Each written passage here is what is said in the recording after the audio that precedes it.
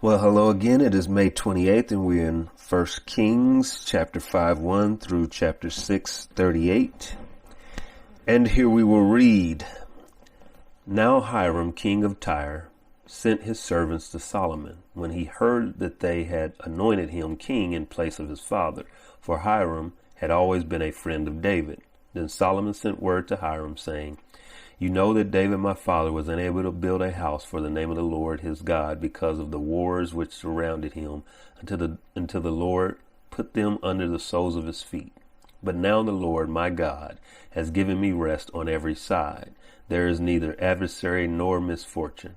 Behold, I intend to build a house for the name of the Lord my God, as the Lord spoke to David my father, saying, Your son, whom I will set on your throne in your place, he will build the house for my name. Now therefore command that they cut for me cedars from Lebanon, and my servants will be with your servants, and I will give you wages for your servants according to all that you say, for you know that there is no one among us who knows how to cut timber like the Sidonians.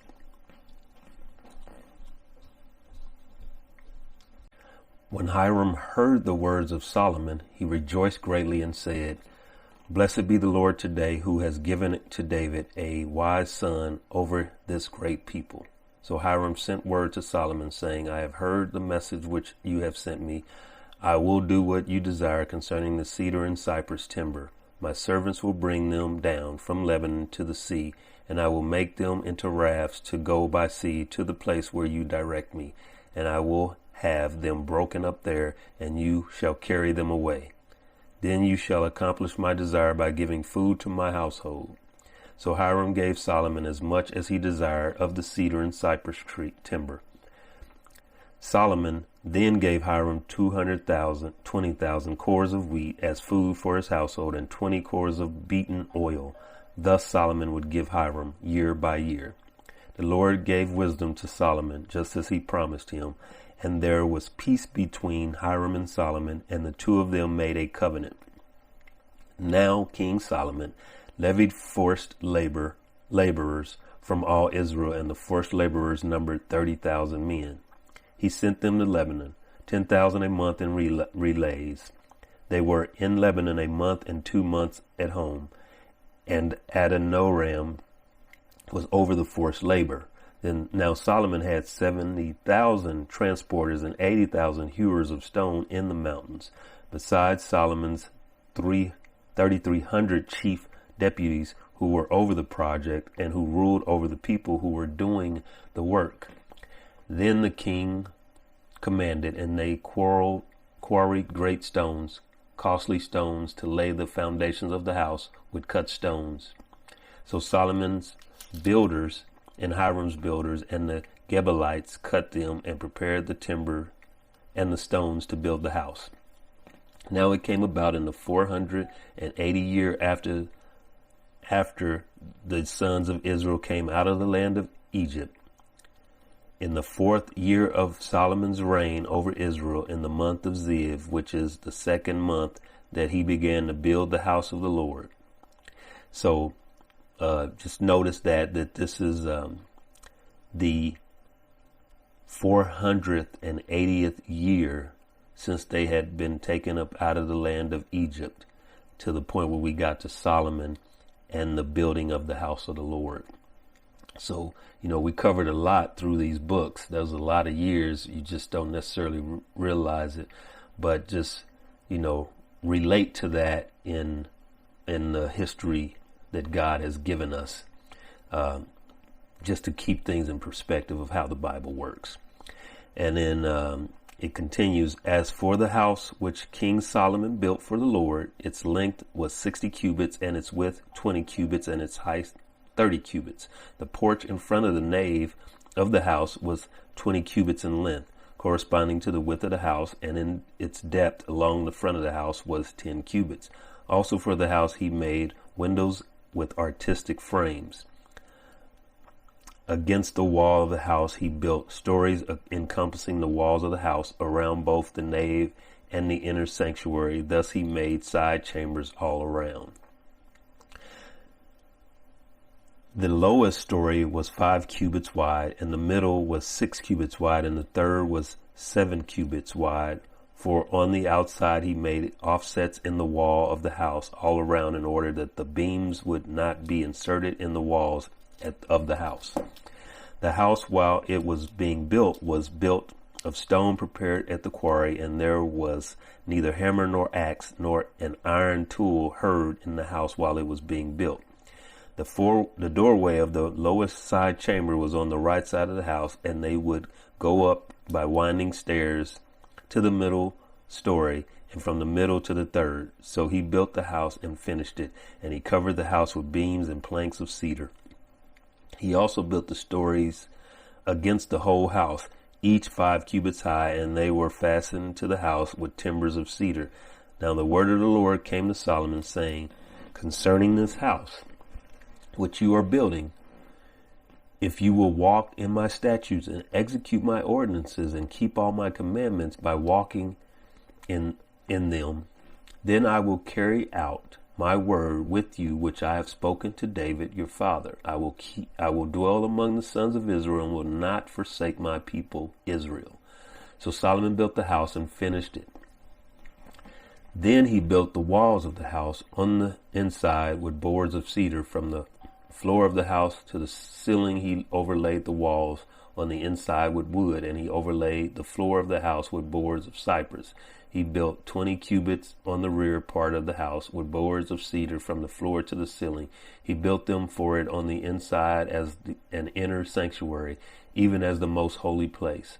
The house, that is, the nave in front of the inner sanctuary, was 40 cubits long. There was cedar on the house within, carved in the shape of gourds and open flowers, all which was cedar. There was no stone seen. Then he prepared an inner sanctuary within the house in order to place there the ark of the covenant of the Lord. The inner sanctuary was 20 cubits in length, 20 cubits in width, and 20 cubits in height, and he overlaid it with pure gold. He also overlaid the altar with cedar. So Solomon overlaid the inside of the house with pure gold, and he drew chains of gold across the front of the inner sanctuary, and he overlaid it with gold. He overlaid the whole house with gold until all the house was finished. Also the whole altar, which was by the inner sanctuary, he overlaid with gold. Also in the inner sanctuary he made 2 cherubims of olive wood, each 10 cubits high. 5 cubits was the one wing of the cherubim, and 5 cubits the other wing of the cherubim. From the end of one wing to the end of the other were 10 cubits. The other cherubim was 10 cubits. Both the cherubim were of the same measure and the same form. The height of the one cherubim was 10 cubits, and so was the other cherubim. So he placed the cherubim in the midst of the inner house, and the wings of the cherubim were spread out, so that the wing of the one was touching the one wall, and the wing of the other cherubim was touching the other wall. So their wings were touching each other in the center of the house. He also overlaid the cherubim with gold. Then he carved all the walls of the house round about with carved engravings of cherubim, palm trees, and open flowers, inner and outer sanctuaries. He overlaid the floor of the house with gold, inner and outer sanctuaries. From the entrance of the inner sanctuary he made doors of olive wood, the lintel, and 5-sided doorposts. So he made 2 doors of olive wood, and he carved on them carvings of cherubim, palm trees, and open flowers, and overlaid them with gold. And he spread the gold on the cherubim and on the palm trees. He also made for the entrance of the nave 4 side doorposts of olive wood, and 2 doors of cypress wood, and 2 leaves of the one door turned on pivots, and the 2 leaves of the other door turned on pivots. He carved on it cherubim, palm trees, and open flowers, and he overlaid them with gold evenly applied on the engraved work. He built the inner court with 3 rows of cut stone and a row of cedar beams. In the 4th year, the foundation of the house of the Lord was laid in the month of Ziv. In the 11th year, in the month of Bul, which is the 8th month, the house was finished throughout all its part and according to all its plans. So he was 7 years in building it. And then quickly on the Psalm 68, chapter verse 21 through 27. Surely God will shatter the head of his enemies, the hairy crown of him who goes on in his guilty deeds. The Lord said, I will bring them back from Bashan. I will bring them back from the depths of the sea, that your foot may shatter them in blood. The tongue of your dogs may have its portion from your enemies.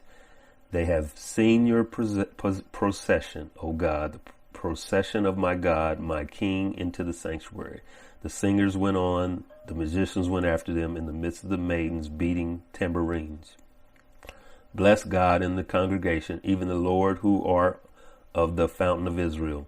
There is Benjamin the youngest ruling them, the princes of Judah in their throng, the princes of Zebulun, the princes of Naphtali. And then quickly on to Proverbs 17, verses 13 through 15. He who returns evil for good, evil will not depart from his house. The beginning of strife is like letting out water. So abandon the quarrel before it breaks out. He who justifies the wicked and he who condemns the righteous, both of them alike, are an abomination to the Lord. Now, that should touch a lot of people. All right. That is the end of May 29th. Thank you. God bless. Hope to see you soon.